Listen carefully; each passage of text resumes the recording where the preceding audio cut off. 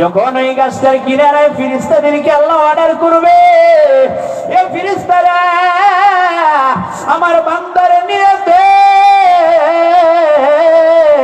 যখন নিয়ে দিবে, এরপর আল্লাহ নিচ থেকে বলবে, এ বান্দা আরো কিছু চাও না আসেনি, বল। ওই বান্দা বলবে, আল্লাহ আর নাই। বলবে আল্লাহ বলবে, বান্দা রে, এ বান্দা শোন, ওই জান্নাতের ক্ষেতটা কি দেখো? বলে হ্যাঁ আল্লাহ দেখতেছি। বলবে এই জায়গা দিয়া প্রবেশ কর, এই জান্নাত আমি তোরে দিয়া দিলাম। আল্লাহ বলবে জান্নাত তোরে দিয়া দিলাম। ওই বান্দা আল্লাহকে বলবে, মালিক আপনি এত বড় দয়াশীল, মায়াশীল, এত বড় রহমান, আপনিও কি মজা করেন? কি বলবে? আপনিও কি মজা করেন? হযরত ইবনে আব্দুল্লাহ ইবনে মাসউদ রাদিয়াল্লাহু তাআলা আনহুর হাদিস মুসলিম শরীফের ভিতরে আছে। ওই ব্যক্তি আব্দুল্লাহ ইবনে মাসউদ রাদিয়াল্লাহু তাআলা আনহু এই হাদিস যখন মানুষের সামনে বর্ণনা করলেন, তখন তিনিও মুস্কি করে হাসি দিয়ে দিলেন। যখন বক্তব্য শেষ, তার শ্রোতারা জিজ্ঞেস করতেছেন, হে আব্দুল্লাহ ইবনে মাসউদ, আপনি তো বক্তব্য দিয়ে কোনোদিন হাসেন না, আজকে কেন হাসলেন? আব্দুল্লাহ ইবনে মাসউদ ডাক দিয়ে বলে, শুনো আমি কেন হেসেছি। বলে কেন হাসছো, কেন হাসছো?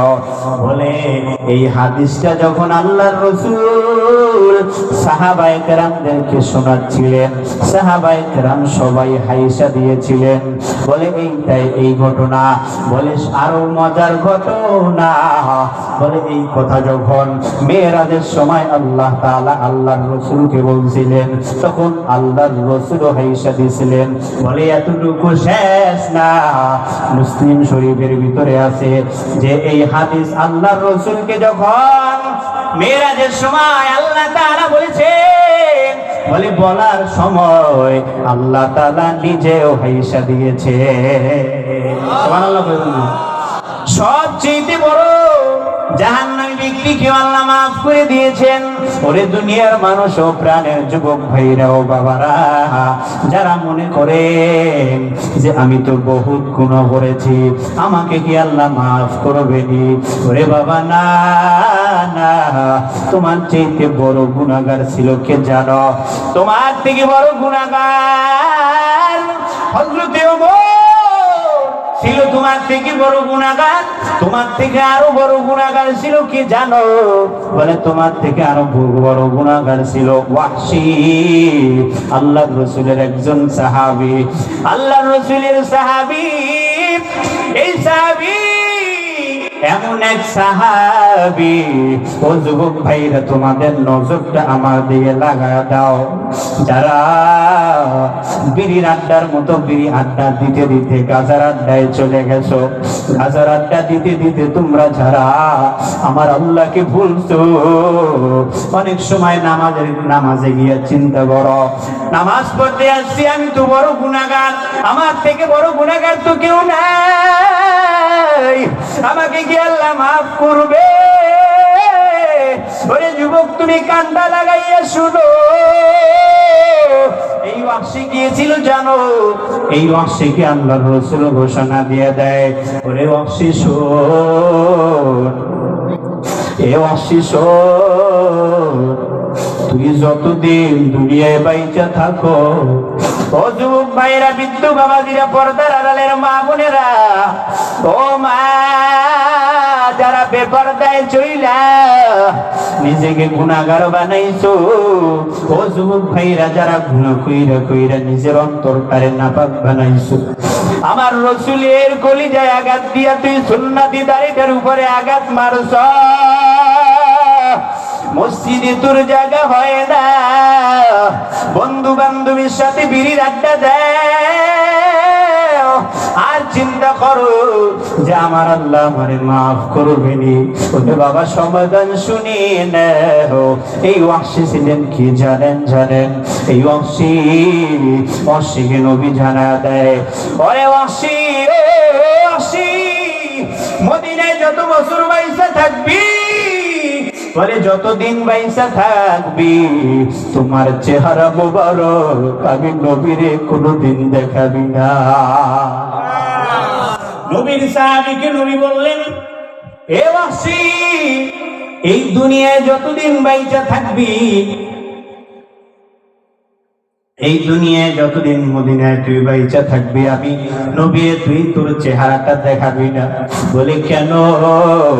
বলে নবীর প্রিয় চাচা ছিলেন হযরতে হামজা।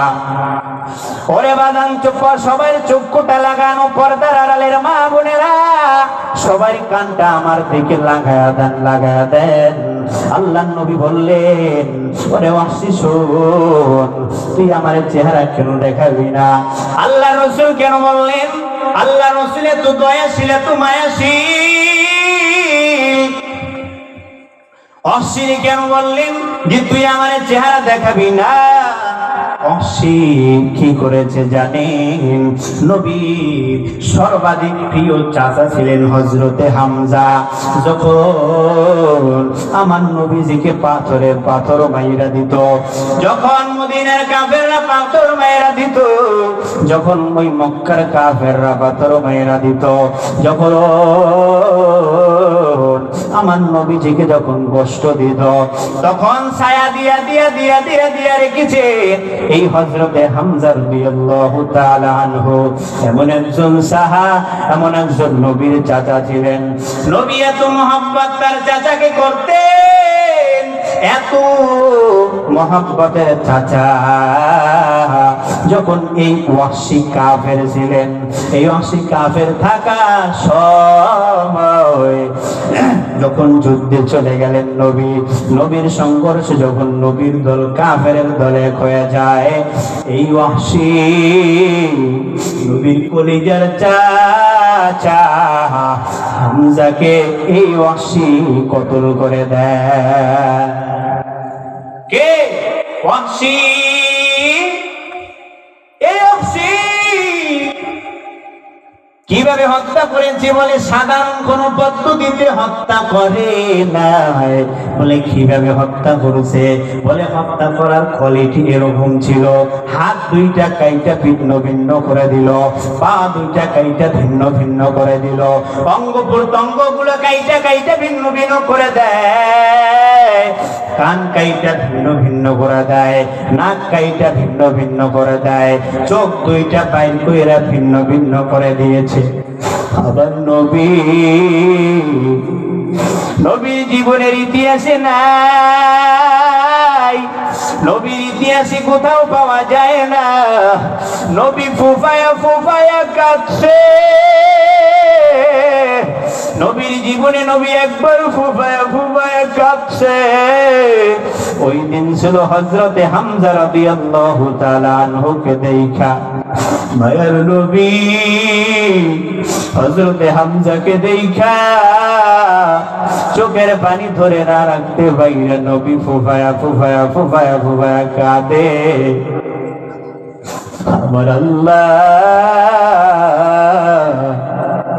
আমার আল্লাহ জিব্রাইলের পাঠায়া দিয়ে বলে, ও নবী, আপনি ফুফায়া ফুফায়া কোনদিন কাঁদেন নাই। ও নবী, আল্লাহ ঘোষণা পাঠাইছে আপনার কান্না আমার আল্লাহ সহ্য করতে পারে নাই। আল্লাহ বলছে, নবী আপনি থামেন, আপনার কান্নায় আজকে আরশে আজিম পর্যন্ত পৌঁছে গেল। ওরে দুনিয়ার মানুষ, এই ওয়াহশী কিভাবে মুসলমান হলেন? যেই নবী এত কষ্ট পাওয়ার পর ওয়াহশীর নবী চিঠি পাঠায় দেয়, ওরে ওয়াহশী শোন, ও ওয়াহশী শোনো, তুমি যদি মুসলমান হতে চাও, ওরে বাবা শোনো শোনো শোনো, আমার নবী কেমন ছিলেন? আমার নবী ওয়াহশীকে একটা চিঠি বানায়া দেন যে, ওয়াহশী শোন, যদি মুসলমান হইতে চাও, যদি মুসলমান হইতে চাও, আর যদি মুসলমান হয়ে যাও, তাহলে আমার আল্লাহ তোমার জীবনের সব গুনাহ মাফ করে দিবে। কে বলেছে? মায়ার নবী বলেন, ও আসি শুনো, তুমি যদি মাপ চাও, তুমি যদি ক্ষমা চাইয়া আমার আল্লাহর দরবারে একবার ক্ষমা চাইতে পারো, অবশ্যই আবার চিঠি পাঠা দেয়। কি চিঠি পাঠাইয়া দেয়? বলে চিঠিটা পাঠা দিল যে, ও নবী, আমার মনে হয় আমার থেকে বড় গুনাহগার পৃথিবীতে আর কেউ নেই। ও নবী, আপনারে আমি এত কষ্ট দিয়েছি, ও নবী, আমি মনে করি আমার মতো গুনাহগার দুনিয়ায় একটাও নাই, আমারেও কি আল্লাহ মাফ করবে? আল্লাহ নবী বলে, শোন, তুই না, তোর চেয়ে বড় গুনাহগার কেউ আমার আল্লাহ ক্ষমা করার জন্য বইসা রইছে। সবাই কইলেন না সুবহানাল্লাহ? ওরে বান্দা শুনো, রাত্রি বেলা যখন ঘুমায় যায়, সব মানুষ যখন ঘুমায় যায়, আবার আল্লাহ প্রথম আসমানে আইসা ডাকে আর বলে, আব্দুর রহিম, ওরে আব্দুল করিম, সারাদিন তো বড় গুনাহ করছো, আমি শয়তানের সাথে, ইবলিসের সাথে আমি ওয়াদা করেছি। কি ওয়াদা করেছি? বলে আমি ওয়াদা করেছিলাম, ওই ইবলিস বলছিল যে আল্লাহ আপনার একটা বান্দাকেও জান্নাতে ঢুকতে দিব না। আমি ওয়াদা করছি, ইবলিস শুনে নেয়। এই ইবলিস শোন, তুই সারাদিন গুনাহ করবি, গুনাহ করে আমার বান্দাকে জাহান্নামের পথে নিয়ে যাবি। যখন আমার বান্দা রাতের বেলা ঘুমাইতে গিয়া বালিশের সাথে মাথাটা লাগায়া লাগায়া লাগায়া লাগায়া একবার বলবে, দয়ার মালিক, ও দয়ার মালিক, আমার থেকে বড় গুনাহগার আর কেউ নাই। যখন আমার বান্দা বলবে আমি আল্লাহ, ওই বান্দার জীবনের সব গুনাহগুলা মাফ করে দিয়া, গুনাহগুলা মাফ করে দিয়া আরে জান্নাতের মেহমান বানা দিব। কার ঘোষণা?